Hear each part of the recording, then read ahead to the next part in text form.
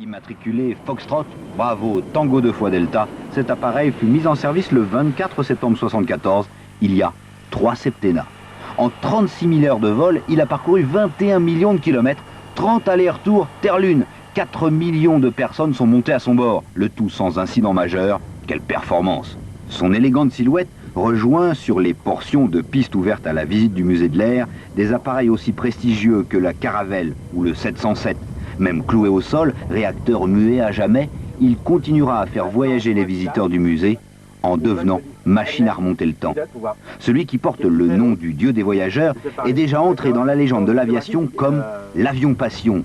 C'est au sortir de la guerre des 6 jours en 67 que Dassault, soucieux de rééquilibrer sa parité civile-militaire, lance le Mercure.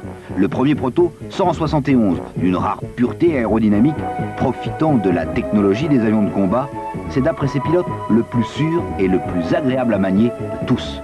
C'est quand même un avion merveilleux et puis on est un petit peu triste de le quitter.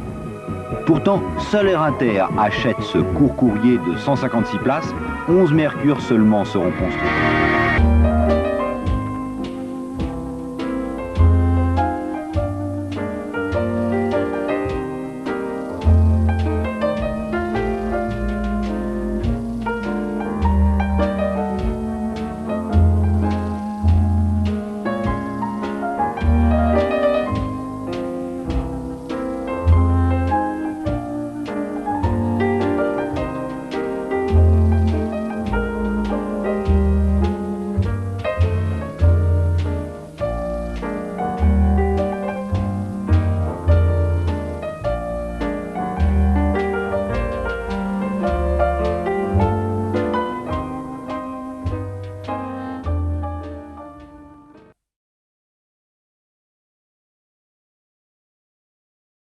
Et c'est aussi un avion qui a une drôle d'histoire. C'est, comment dire, c'est l'avion passion. Au départ, un constructeur de génie, Marcel Dassault.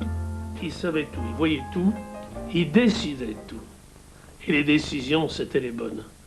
Et quelquefois, souvent, avec ses ingénieurs, on les aimait pas trop, ça va pas, on lui propose ça, il en veut pas, il veut ça, il est fou. On le faisait, bien sûr, ce qu'il avait décidé, c'est lui qui avait raison. Contrairement aux idées reçues, Marcel Dassault n'a pas construit que des avions militaires. En 1937, par exemple, il équipe Air France d'un quadrimoteur long courrier, le Languedoc. Au début des années 60, c'est le Mystère 20, le père de la grande famille des Falcon. Alors, pourquoi le Mercure? Le projet date de 1968. Souvenez-vous, 67 marque la fin de la guerre des 6 jours et le célèbre constructeur doit rééquilibrer la part du civil et du militaire. L'époque est propice. Les avions existants sont tous des compromis entre le moyen et le court courrier. À l'aube des années 70-80, celui-ci n'est pas encore né. Alors on s'active chez Dassault.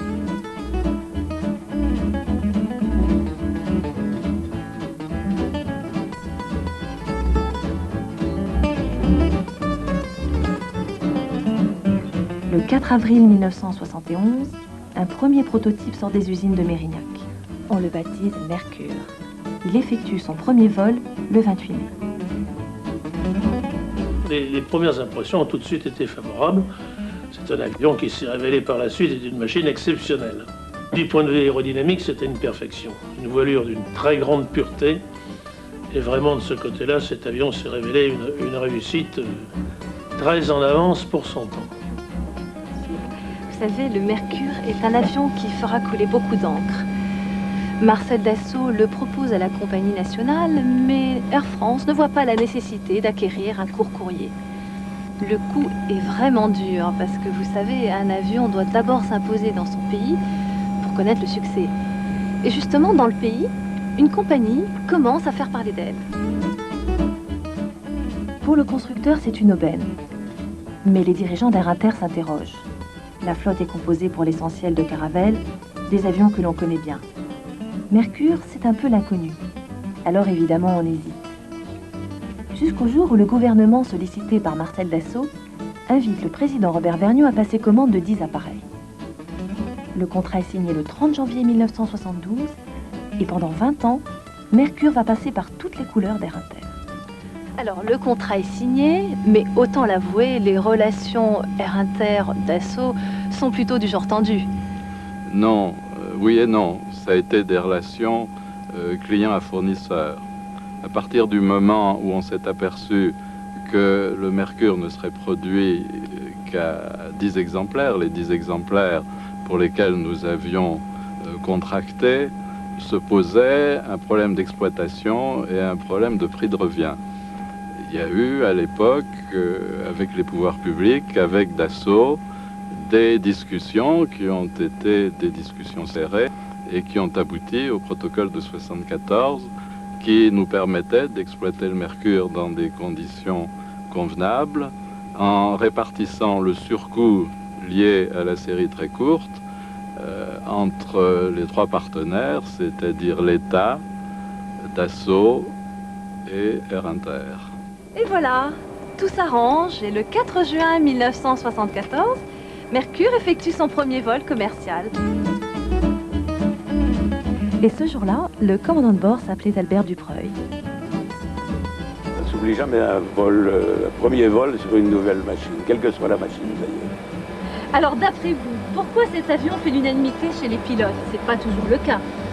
Eh bien, c'est un avion qui est excessivement fin, qui est rapide et qui en plus décélère très rapidement quand on le veut. Autrement dit, c'est un peu un chasseur. C'était l'avion qui était plus moderne que la Caravelle, plus indépendant. Vous avez remarqué qu'il y a un escalier autonome. Et les 150 places correspondaient exactement à ce que souhaitait Air Inter au niveau capacité. Et le Mercure est parfaitement adapté au réseau Air Inter.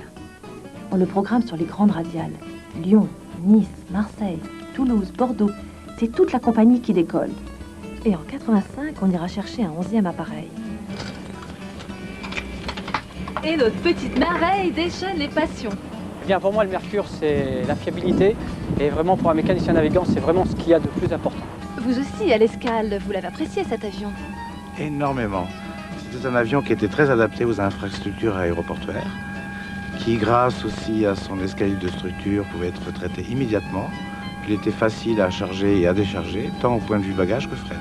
Moi j'étais mécanicien, enfin électricien, et bon, le Mercure m'a permis de me diversifier au niveau sur le plan professionnel, puisque j'ai pu intervenir à la fois sur les circuits hydrauliques, mécaniques et électriques, donc ça a été un complément de formation. Il y a aussi les vrais inconditionnels. Monsieur Annet, par exemple, 22 ans de mariage avec le Mercure. Quelle fidélité! Effectivement, c'est 22 ans de vie commune. J'ai vécu sa naissance dans les usines de Dassault à Istres, au centre de montage.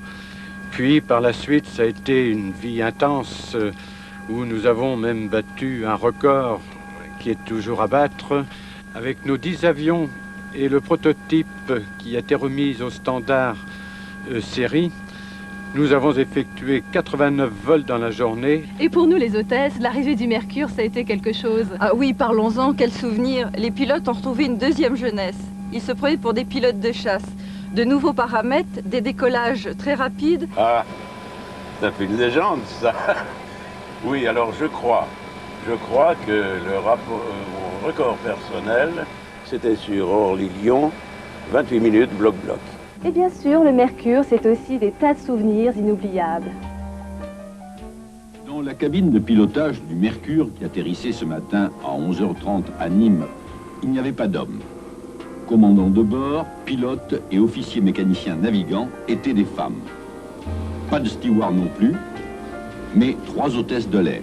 J'ai fait partie du premier équipage féminin. À l'époque, j'étais pilote. Le commandant de bord était Anne-Marie Pelletier.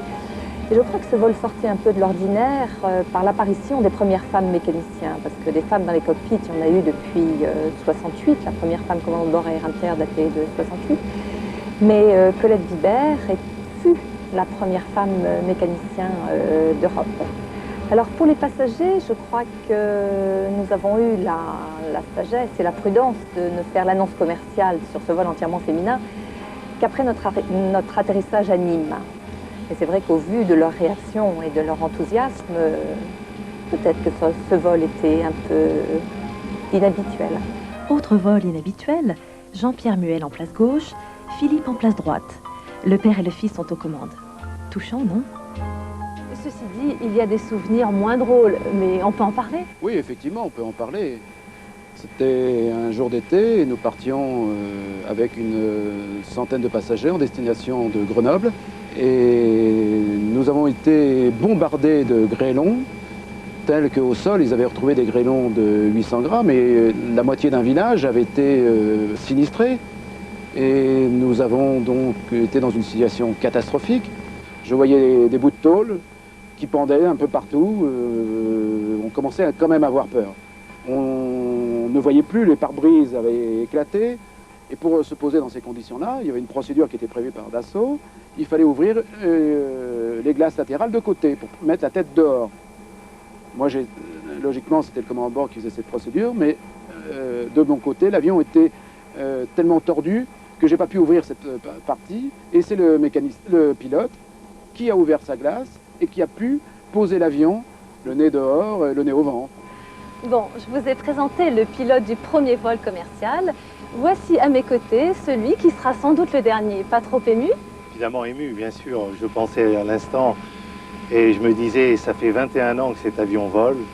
Si je devais caractériser d'un mot l'expérience et l'aventure humaine Mercure, je dirais c'est la passion qui nous a tous animés.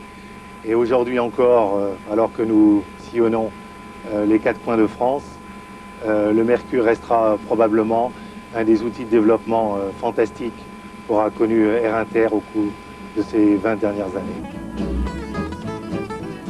C'est plus qu'un avion. On peut dire que ça a été pour tous les pilotes qui ont eu le privilège de voler sur Mercure. C'était un compagnon, un ami fidèle qui n'a jamais trahi la confiance que l'on avait placée en lui. Et puis, comme dans la mythologie, il restera immortel, du moins dans nos cœurs.